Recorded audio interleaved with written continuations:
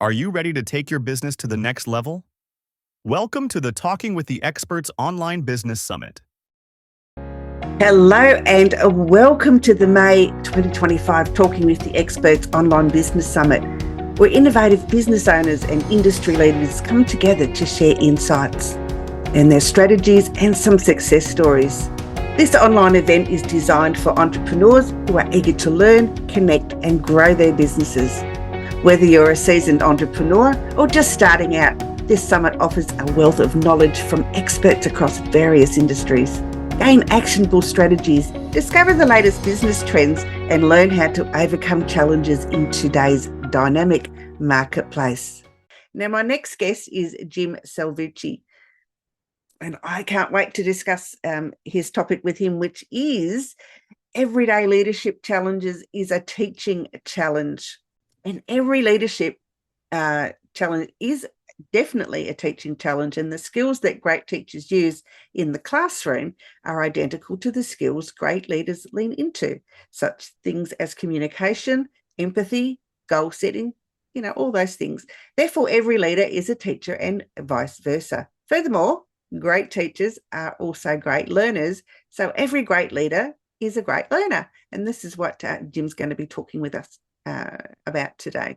Now, Jimmy has served 30 years as an English professor and university executive before transitioning to the corporate world, where he now helps leaders excel in aligning personal values with organisational missions. As a seasoned leadership expert and president of Guidance for Greatness, Jim offers his extensive experience to professionals across industries. His background in writing and communications, combined with his passion for teaching, has made him a sought-after speaker and podcaster worldwide. With a PhD in English from the University of Toronto and multiple coaching and leadership certifications from institutions as diverse as the Tiny Habits Academy and Harvard University, Jim continues to empower emerging leaders with practical, values-driven leadership strategies. He is currently completing edits on his new book, Greater Than Great: How to Excel in Leadership Through Learning, Logic and Life to Make a True Difference in the World, with a release date in early 2025. And I think that this is the book that I have sent a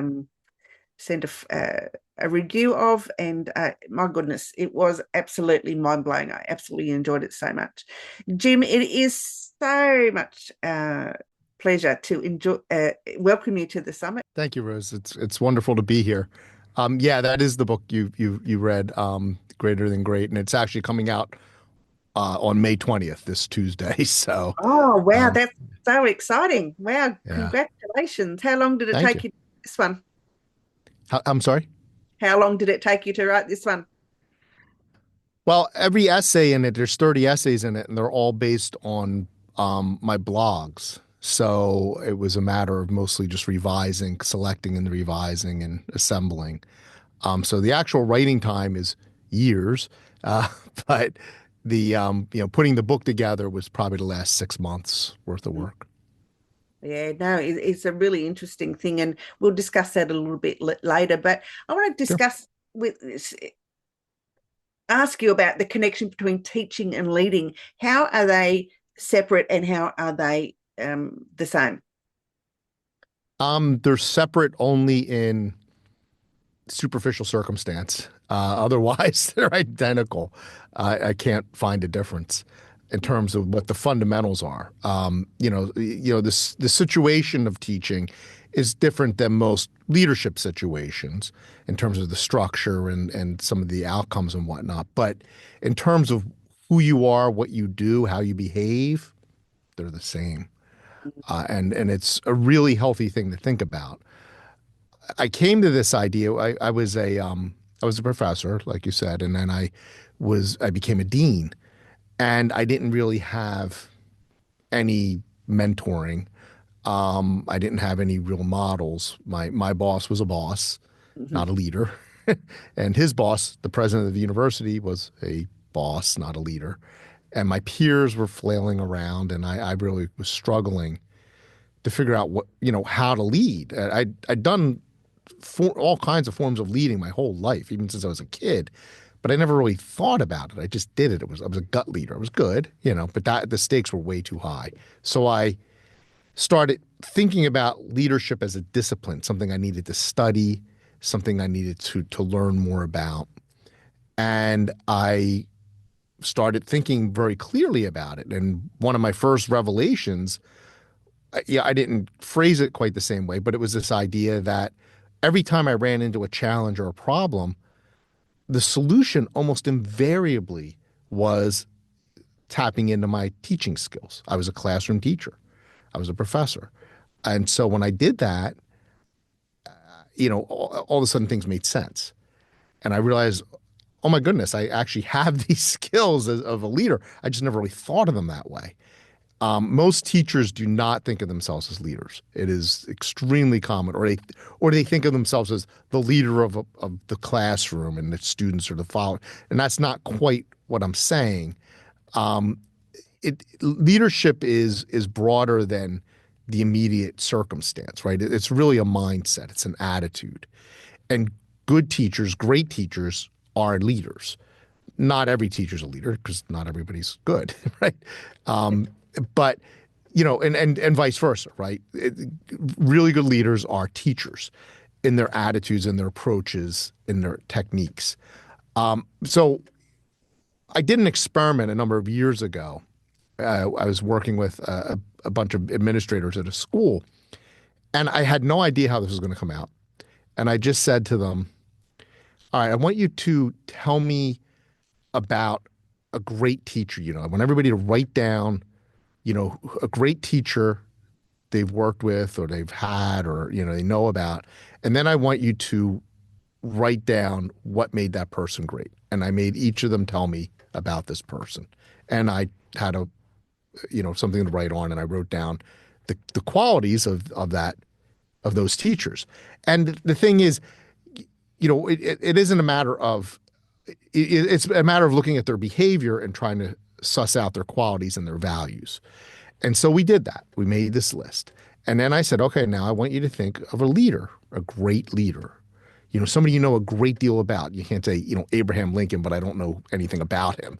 So think of somebody you really know a great deal about who's a leader and write down those qualities. And we did the same exercise. We started writing them down and on the board or whatever we were using. I can't remember. And all of a sudden they started yelling out, oh my God, they're the same list. They were exactly the same list.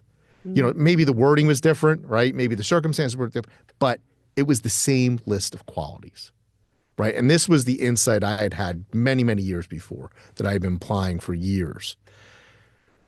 One of the keys to teaching, really the first key, is who you are, right? Who walks in that room? Think of a great teacher.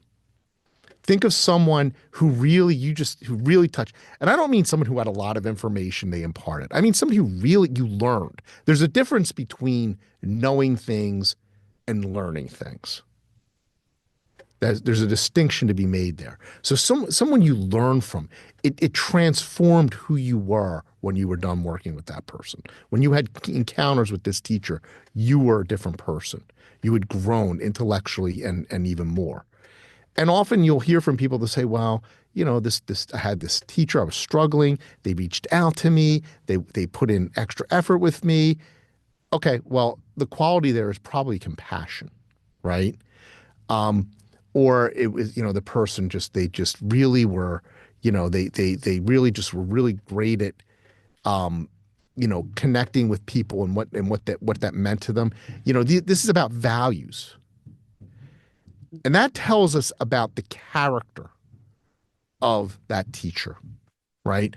Your character it's a combination of things. It's your values, it's your personality, it's your experiences, but it's also, and this is key, how you behave, right? How you apply those things.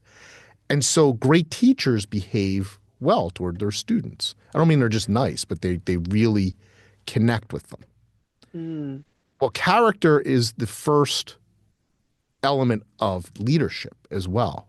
You can't be a great leader unless you have a really solid character. You have integrity. You practice integrity. You do these things. You have true values that you tap into and you use.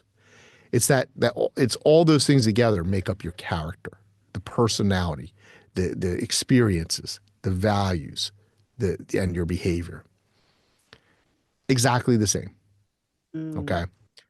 Another thing about great teachers that you'll hear is that they were just, oh, this person when they said things, it just made sense. I just understood what they were saying. It was so clear.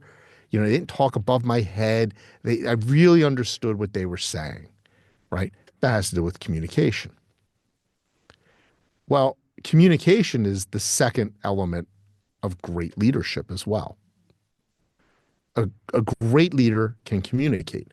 And I always break communication down into three parts. Aristotle, in his rhetoric, talked about ethos, pathos, and logos. And these roughly correspond, but that's not exactly what I'm going for. When we communicate, we have to get three things right. One is we have to have a really solid message, a valuable message. We have to have something that's worth saying. That's tapping back into our values. If we have a valuable message, something to deliver, then our message will be heard, right? It's worth saying.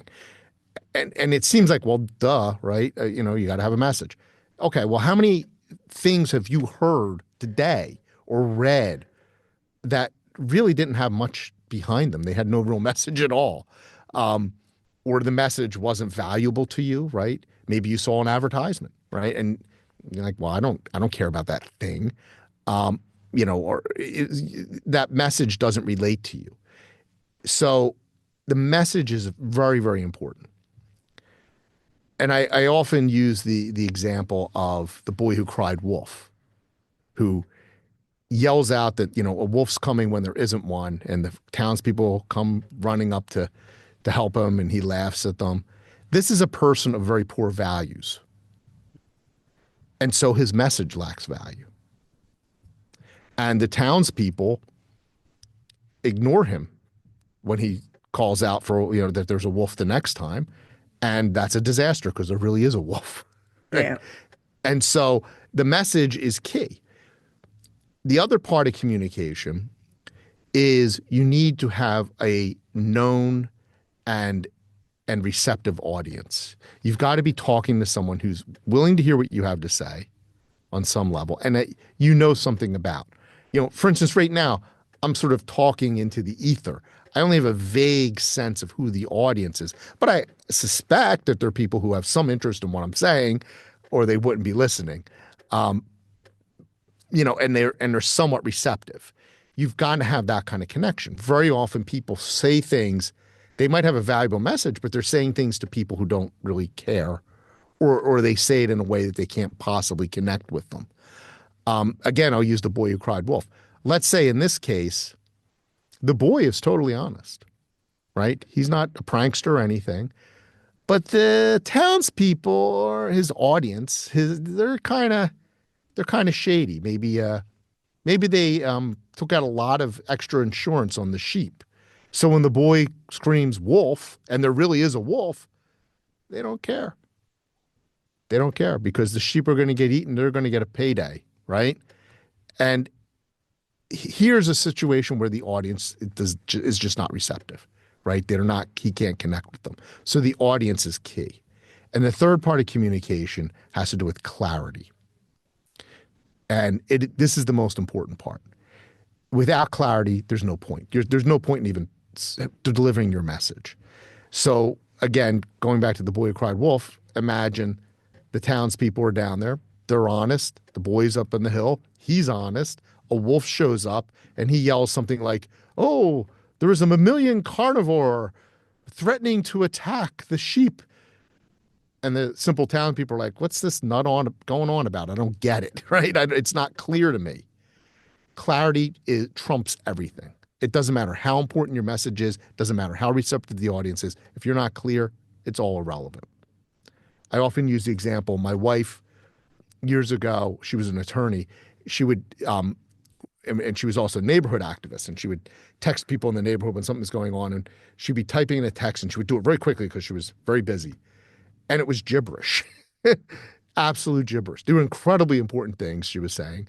People needed to hear it, but people couldn't understand what she was saying. And I had to pull her aside one day and say, I just don't, I don't even understand what you're saying. You've got to stop this because it's total nonsense to people. You have to stop and think about what you're delivering. Clarity is absolutely of essence. So teachers get all three of those very well, very good teachers, right? They know what they have a message to deliver. They're not just delivering nonsense. They believe in it, right? They're not just going through the motions. I'm sure I've had teachers like this. I've had probably more teachers like this than not, who just were going through the motions. They didn't really even care about their subject matter. They were just saying that, they were collecting a paycheck. Especially when I was a kid, I encountered a number of teachers like that. Uh, you know, they also know about their students, right? They know who their students are. They know what it takes to engage the students. And finally, they're clear. They say things clearly. They produce things clearly. They don't just talk in a way that's over people's heads or confusing to people, and they don't use jargon or language that isn't helpful. When I was in college, I took this one professor. I was an English major at a small college, and I took this one professor 3 times for required courses for the English major. It was a poetry professor, and got very poor grades with him. He was, I found him incredibly difficult, but I assumed because he was difficult and hard to figure out what he was saying, because he was just talking way over my head, that I must be learning a great deal. And it wasn't until I got done taking those 3 courses with him and went into other classes that I realized I had no idea how to read poetry after 3 semesters with this guy. Okay, because he was just totally unclear. Yeah, Um, I've had people like that. I've had podcast guests the same, that they haven't communicated to my level. They've communicated to their own level, and I've not been clear about what they've said at all. And it's just, I think I haven't learned anything. I haven't, and some of the questions I had to make them up and thinking, I need to sound intelligent. How am I going to do that when I don't understand what they're talking about? I love that. Right. You have to come up with something, right, in order to engage them, and keep the conversation going. Yeah, that's a great point. And so when you get in like the business world, clarity, one of the things that breaks down clarity very quickly is jargon, right? People love their jargon. When I first became an entrepreneur, people were throwing around all these terms. What's your CTA? I don't know. What time is it? Does that have to do with time? CTA? I have no idea what that is. Oh, call to action. Oh, why don't you just say, what's your call to action? Or what are you trying to get people to do? People love jargon, but it's not clear, right? And since I was new to it, instead of thinking, oh, well, Jim's new to this, I'll introduce him to it, they just sort of talked over my head, right? So they didn't know their audience and they were unclear. Yeah. And leaders, just like great teachers, great leaders rely on those 3 elements, right, in order to communicate. They don't talk over people's head. They understand who their audience is, and they have messages that are valuable, right? They don't waste people's time. If you've ever had a boss who sends out memos and emails and missives and all this stuff, and you spend all this time reading them and you realize this is pointless. What is this nonsense? And I've certainly had bosses like that. They're wasting your time. They're wasting their time. Everyone's time is being wasted on a message that isn't worth delivering, and often it's not even clear. Yeah, and clarity, as you say, is one of the most important things. I mean, and oftentimes it is better to communicate face to face than it is to do it writing an email or a letter, because what I might say means something to me, and the way I'm thinking that it's being communicated isn't necessarily how the recipient is going to receive it. And oftentimes there is some mismatch, and people get offended or they get angry, and they think all sorts of horrible things that are happening, which the me as the sender didn't intend to happen in the first place. It's Right. just I didn't communicate well. I didn't communicate on their level, and it's just important that you need to really be clear about what your message is. It's the same in marketing, the same in, as you say, teaching. It's how we teach our children. If we're not clear in our messaging, Right. they're not going to understand what we want from them, and and won't be able to behave in the way we want them to. Right. Exactly. And that's a great point. Email and texting are notorious for, especially email. The tone, it's really hard to get the tone right. Really hard. So if you're joking, it can come across as nasty, right, or confusing, which is why we have emoticons, right? People, or emojis. It started as emoticons and it became emojis, right? People put a smiley face to let you know it's a joke, which is really annoying. But if they don't do that, you don't necessarily know that it's a joke. I had, actually, when I was a dean, my boss was infamous for sending out these short clip emails that, and people were getting very upset and thinking he's really angry. And I finally went to him. I said, what are you doing with these emails? And he didn't realize that they were coming across that way. And after that, he started taking a little more care in writing his emails and would always sign them very nicely because he was really ticking people off and they were scared. So that's another aspect of this. And so that's communication. So we talk about character and communication. The third element, which all great teachers use, is compromise. And we don't often think of that. But compromise is you give and take, right? There's a give and take. It's transactional. And part of that is great teachers meet students where they are. And again, it's that idea you're not talking over someone's head or you're not talking below them, right? So you're not, if you're teaching a class and they're kind of getting it, and you're like, well, my lesson plan says I'm going to be teaching this one thing, period. And if the students are getting it, too bad. And the students get bored and they become disengaged. Or you're talking way over here, way above them, and the students can't keep up. Teachers compromise by reaching their students where they are, meeting them where they are. And leaders do exactly the same thing, right? They compromise with people. They transact with them so that everyone's giving a little something and everyone's getting a little something. Compromise doesn't have to be 50-50. It could be 99-1, but everyone's giving something, everyone's getting something. That's the way it works. So great teachers do that really, really well. They'll change things up, right? I really want to teach this thing this way, but it's not working. I will compromise what I'm doing to bring the students along, right? Leaders do the same thing, exactly the same thing. And that's key. But again, you can't compromise if you can't communicate. And you can't compromise if you're not a person of character. So all these things tie together across the board. And then once you can compromise, then you get to the height of everything. That's when you really get down to it. Really great teachers do not do what I'm doing now and lecture, right? They don't just talk at students, because students love that, by the way, when they do that. They complain about it, but they actually love those classes because they can be extremely passive. They can sit in the classroom and take notes or doodle or do whatever, look at Facebook, whatever they're doing. And they're not even engaged. And so it's easy for them. Great teachers know to make the classroom collaborative, make the students work with one another. The teacher interacts. It could be as simple as, let's explore, I was an English professor. Let's explore what this poem might mean, right? I used to love to project a poem on the screen and talk about line by line.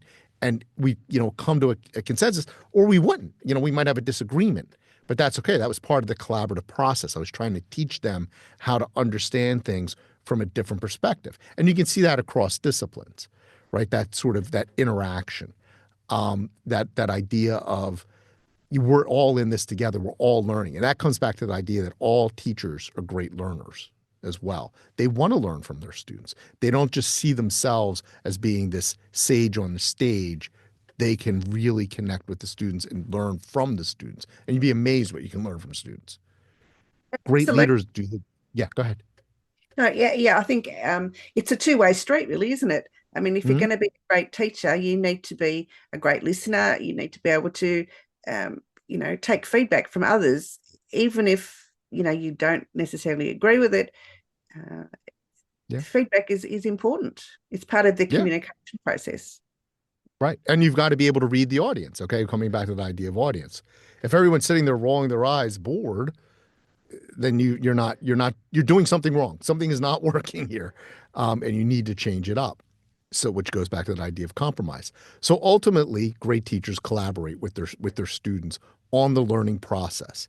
And that is the ultimate goal of leaders, is to create a collaborative environment, a collaborative culture where everyone is contributing and to a collective success. The leader who gets in front of the group and tells them what to do and tells them exactly how to do it and will accept nothing else is not actually a leader. They're a boss.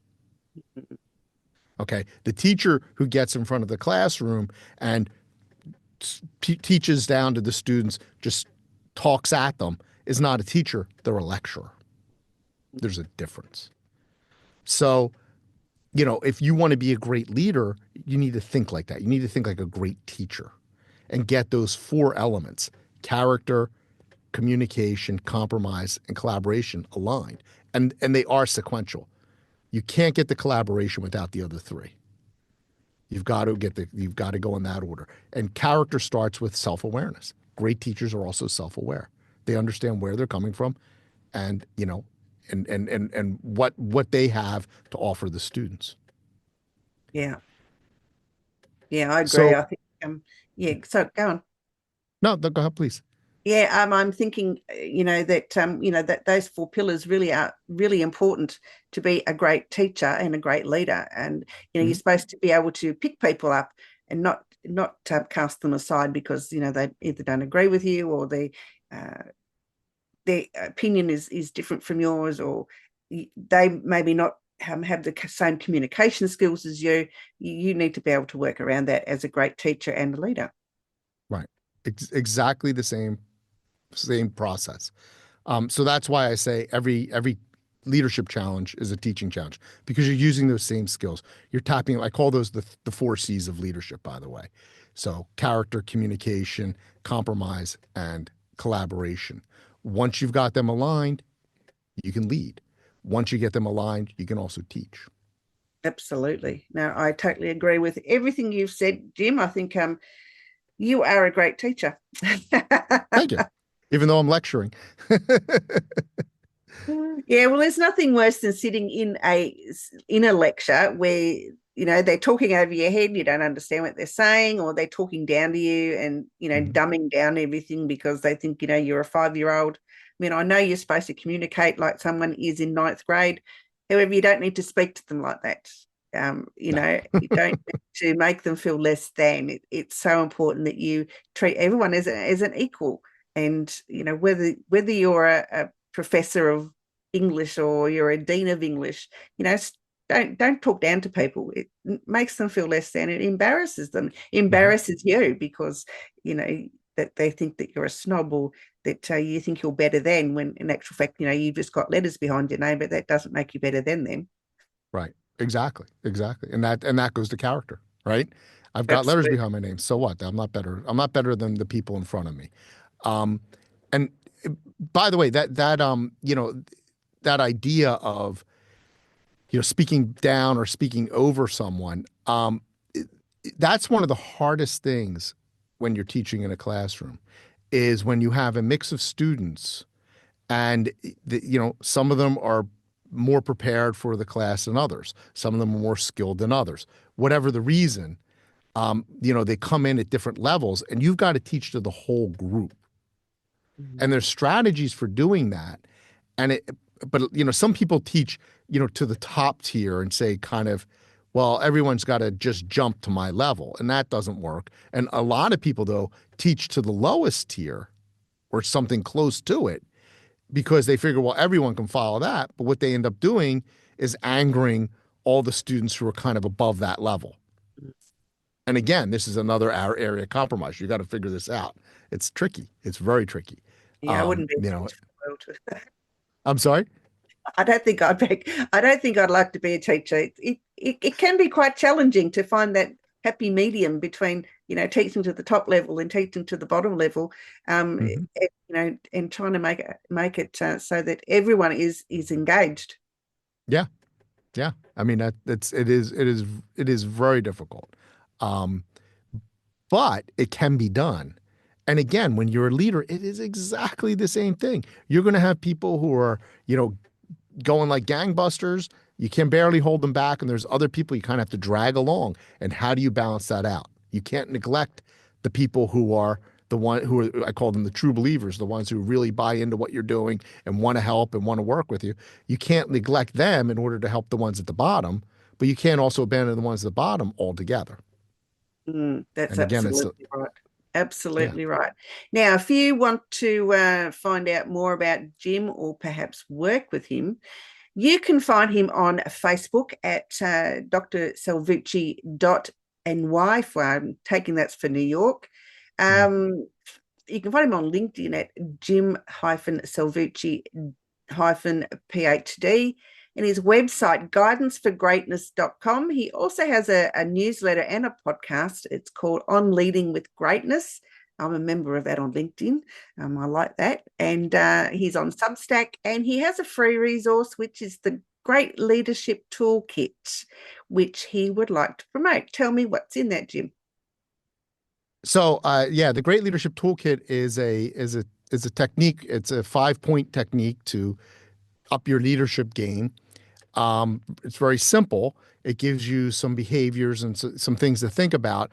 And each one of the 5 points comes also with a custom built tiny habit recipe. I'm a tiny habits coach as well. Tiny habits is a way of transforming how you gain habits. It is not how it is done. Typically, we think of it as just repetition over time as a habit. That is not how we gain habits. It's a little more, it's actually simpler than that. So what we do in Tiny Habits is we create recipes. They're ways of getting people to form habits very, very quickly. And so I provide habits that support what I'm trying to teach in the 5-point system of the toolkit. Wonderful. Love it. Absolutely love it. Now, if you want to share with Jim, please follow the links that I shared with you previously. Jim, it's been an absolute pleasure. As Yeah, always, I thank you, love Rose. talking with you. You're so full of, quickly tell me about the book, when it's available May 20, where can they find it? It'll be on Amazon. It'll be in Kindle form on May 20. On the 23rd, it'll come out in paperback. And I'm talking to my publisher about doing a hardcover as well, just for the fun of it. Exciting news. And as I said, I've read the book. It is absolutely wonderful. It's really worth the effort to go on and have a look at it and give it a try. Jim, thank you so much, and you have a great evening. Yeah, you have a great day, Rose. Bye Thank for you. now. Bye. Thank you for joining us at the Talking with the Experts Online Business Summit with your host, Rose Davidson. We hope you found the insights and strategies shared by our esteemed presenter valuable. Remember, your journey to success doesn't end here. Keep applying what you've learned, stay connected with our community, and continue to push the boundaries of your business. Until next time, keep thriving and striving for excellence. Goodbye, and see you at our next summit.